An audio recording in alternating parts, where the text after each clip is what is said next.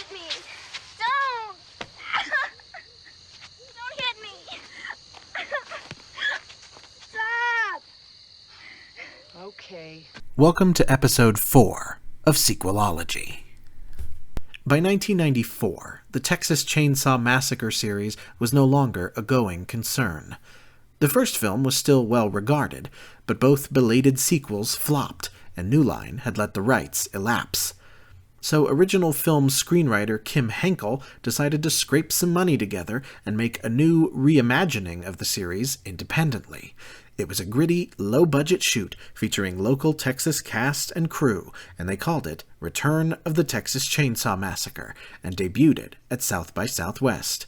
It was well regarded at the festival, and Columbia Pictures got excited and snapped it up, but in the light of day found it wasn't something they really wanted, apparently, and dumped it in September 1995 for a one-week campaign in less than 30 theaters nationwide, doomed to be forgotten.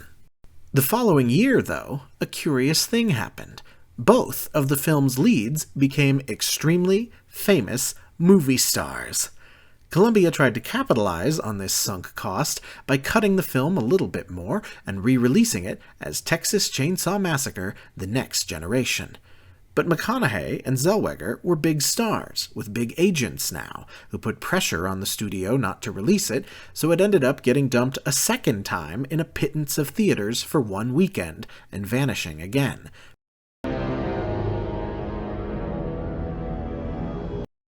Our opening crawl, as is TCM tradition, entirely retcons everything that happened in the previous sequels, calling both Part 2 and Part 3 minor incidents, and says everyone got away, and now it's 1996. We meet Jenny and her prom date, Sean. They end up stuck with bickering couple Barry and Heather. Henkel intended these to be satirical exaggerations of teen slasher protagonists, and Barry and Heather fit the bill. Jenny gets some development. The original cut includes a scene of stepfather sexual abuse, which informs her calmness in trauma later on, but Barry is such a gaslighting prick that his response to being caught cheating is, It's like I can't even talk to my friends anymore. I can't believe how possessive you are. And Heather is a vocal fry airhead nightmare. Sean, meanwhile, is such a stoned nonentity that he barely speaks, and you barely notice him when he's brutally murdered. Oh, wait. Let me back up. Heather hits somebody with her car on a lonely road, and searching for help, they find a spacey woman named Darla, played by Tony Perensky with a pitch-perfect level of ditzy, non-sequitur banality, belying her eventual disposition. Darla glumly calls out tow truck driver Vilmer, played with sexy, terrifying menace by Matthew McConaughey in a breakout performance. Vilmer immediately kills both the accident victim and Sean. Now you're all caught up? Moving on.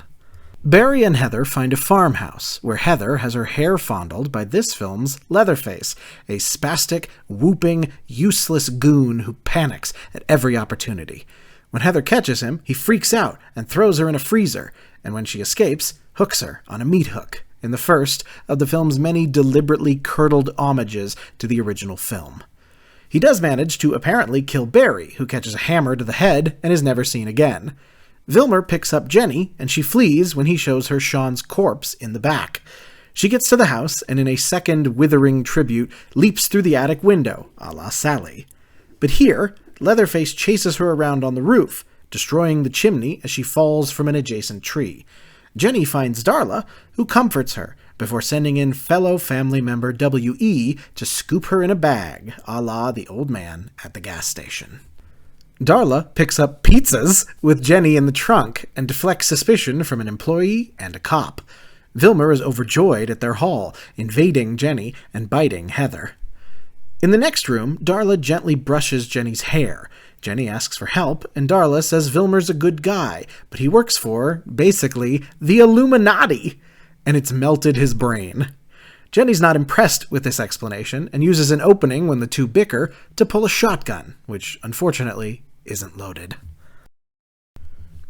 She tries to drive off and gets recaptured, and we get this movie's version of the TCM staple, the dinner scene. McConaughey is breathtaking in his charisma and intensity in this sequence, and you can't believe he was such a nobody here. A man in a suit arrives, but won't listen to Jenny's pleas. He scolds Vilmer for the mess and profusely licks Jenny's face before leaving. Vilmer cuts himself as punishment, and Jenny flees again, leaving him prone by mashing the buttons on his robotic leg brace. She catches a ride with an elderly couple in an RV, but the family catches up and sends it crashing. Jenny runs on foot, when suddenly a crop duster swings low and shoots Vilmer in the head, killing him. The man in the suit picks Jenny up in a limo and apologizes, saying it was supposed to be spiritual, but went wrong. He says he'll drop her off at the hospital, where we get cameos from the first film in Grandpa, Sally, and Franklin. Henkel said he wasn't impressed with the TCM sequels, but he clearly isn't high on his original work either, recreating scenes from the first film wholesale, but either deliberately deflating them or spiraling them into madness. Yes, Leatherface ended both films swinging a chainsaw in frustration, but in one, a lady got away in a truck, and in the other, the Illuminati killed my boss with a sniper rifle from an airplane for doing a bad job. It's not quite the same thing. Like Part 3, the best thing about TNG is the villains. McConaughey is mesmerizing, and it's not a surprise he blew up right after because he is fully formed here. And the film gets into some interesting prompts about what working as a murderous meat man for an all-powerful secret society does to a man's brain. Tony Perensky is also amazing, tightroping a dichotomy between insane and bored, and it's a shame that I don't really know her otherwise. The film's decision to fully neuter Leatherface as an incompetent boob is a fascinating one, and although the extremely 90s "he dresses like a lady because he's crazy and weak" doesn't land at all, he actually does look pretty good, and certainly better than bassist in a wedding cover band or shift manager at Hooters. On the other side, Zellweger obviously gets less to do, but acquits herself just fine as the final girl. She's capable and charismatic in her own right, and it's not a huge surprise she went on to be an icon as well. If every Texas Chainsaw sequel in some way sets out to riff on or refute the original, TCM The Next Generation does so consciously and thoughtfully, doing its own thing without reinventing itself so drastically that it feels entirely unrelated. It's not reinventing the wheel or anything. This is fundamentally the same premise as the original and most slasher films: idiot teens picked off individually at a spooky farmhouse in the woods, but it's got a unique gonzo energy that keeps you engaged even if you know where it's going, and the Illuminati stuff gives it a proto-cabin-in-the-woods charge.